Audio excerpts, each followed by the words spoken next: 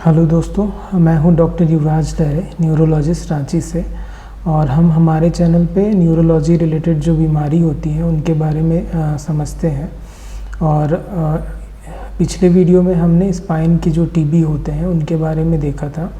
और इस वीडियो में हम स्पाइनल जो ट्यूमर्स होते हैं, जो स्पाइनल कैंसर्स होते हैं, उनके बारे में देखेंगे।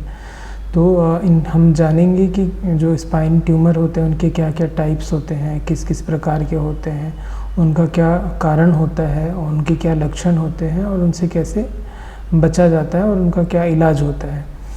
तो ये वीडियो भी काफ़ी इम्पॉर्टेंट है क्योंकि स्पाइनल ट्यूमर्स काफ़ी सीरियस बीमारी होती है। तो चलिए वीडियो को स्टार्ट करते हैं।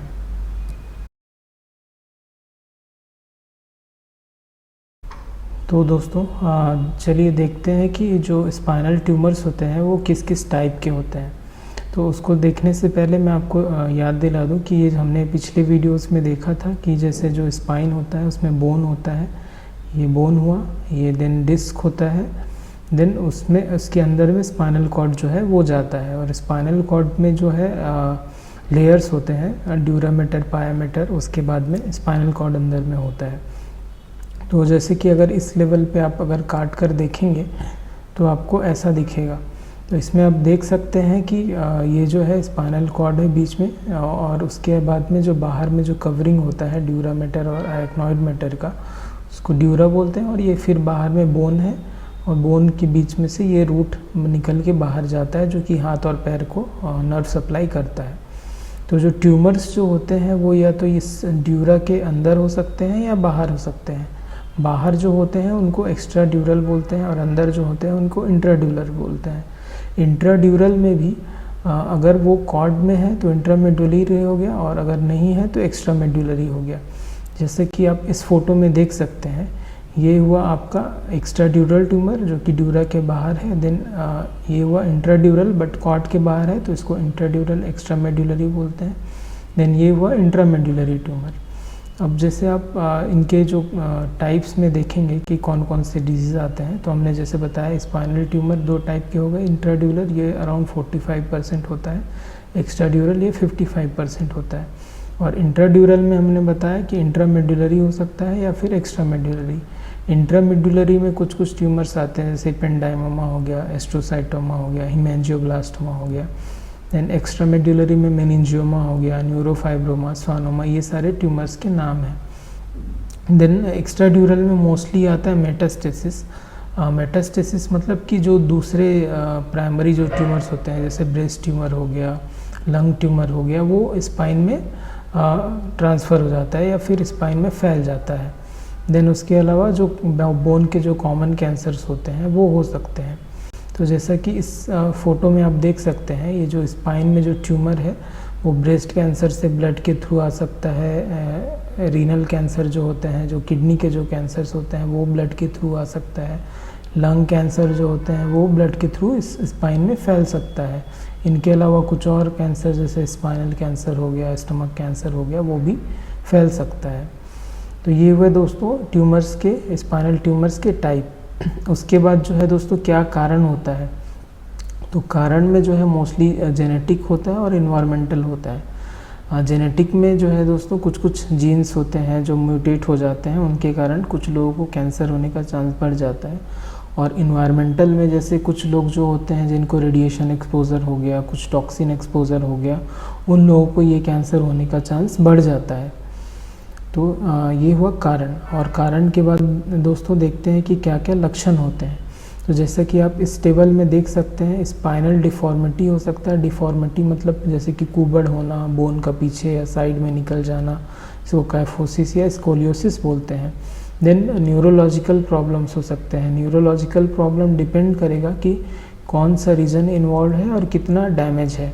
अगर सर्वाइकल रीजन में है, लंबर रीजन में है, तो पहले पेन लेकर हो सकता है, कमर में और गर्दन में दर्द हो सकता है और वो दर्द हाथ से पैर में जा सकता है। देन उसके अलावा हाथ और पैर की कमज़ोरी, अगर सर्वाइकल रीजन में है, गर्दन के पास ट्यूमर है, तो फिर आपका हाथ और पैर धीरे धीरे करके काम करना बंद कर देगा। और अगर नीचे के है, कमर के रीजन में है, तो आपका जो दोनों पैर है वो धीरे धीरे काम करना बंद कर देगा। और दोनों ही केस में आपको पैर और हाथ में टाइटनेस फील हो सकता है जिस लेवल पे ट्यूमर है उसके नीचे का सेंस जो है वो धीरे धीरे आपको पता नहीं चलेगा। टच करने से गर्म पानी ठंडा पानी का सेंस आपको पता नहीं चलेगा। उसके अलावा जो है दोस्तों ब्लैडर का सिम्टम, मतलब यूरिन आपको जल्दी जल्दी होने लगेगा या फिर कंट्रोल में नहीं रहेगा। साथ में टॉयलेट भी आपको जो है जल्दी जल्दी होने लगेगा या कंट्रोल में नहीं रहेगा, या फिर आपको पता नहीं चलेगा कपड़े में हो जाएगा। ऐसा सिम्टम देखने को मिल सकता है।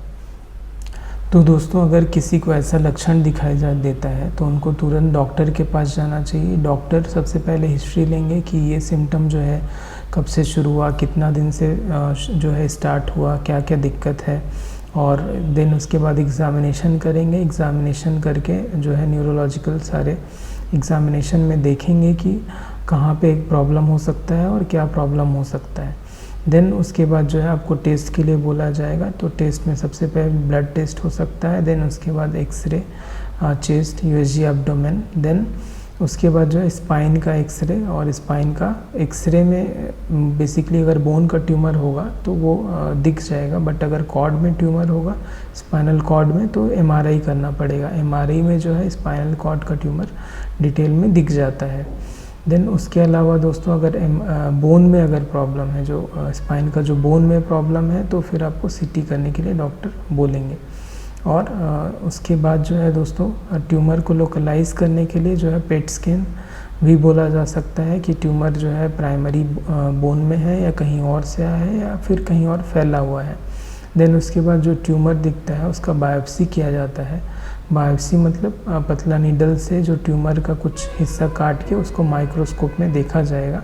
उसमें जो है क्लियर पता चलेगा कि क्या स्टेजिंग है और क्या जो है टाइप का कैंसर है। उसके बाद दोस्तों जो है इलाज, तो इलाज जो है इस सब पे डिपेंड करेगा कि टेस्ट में किस टाइप का कैंसर आया है। देन वो सर्जरी से रिमूव किया जा सकता है, या फिर बहुत फैला हुआ है तो फिर सिर्फ कीमोथेरेपी और रेडिएशन किया जा सकता है। उसके अलावा जो है लक्षण जो है ज़्यादा सीवियर है, डिस्क जो है कितना दब रहा है, ये सब चीज़ें भी डिपेंड करेगा। और सर्जरी में दोस्तों कुछ कुछ टाइप का सर्जरीज होता है, जैसे कि ट्यूमर को निकालना या फिर स्पाइनल कॉर्ड को डिकम्प्रेस करना या फिर अदर टाइप की सर्जरीज। तो ये हुआ दोस्तों ट्यूमर का इलाज। तो दोस्तों हमने इस वीडियो में डिटेल में जो है ट्यूमर स्पाइन के जो ट्यूमर होते हैं उनके बारे में देखा, और आगे आने वाले वीडियोस में भी हम आपको ऐसे ही इंफॉर्मेटिव वीडियोस दिखाएंगे। और आगे आने वाले वीडियोस को देखते रहने के लिए हमारे चैनल को सब्सक्राइब कर लीजिए और इन वीडियो को शेयर करिए ताकि ज़्यादा से ज़्यादा लोगों में ये इन्फॉर्मेशन फैले। थैंक यू दोस्तों।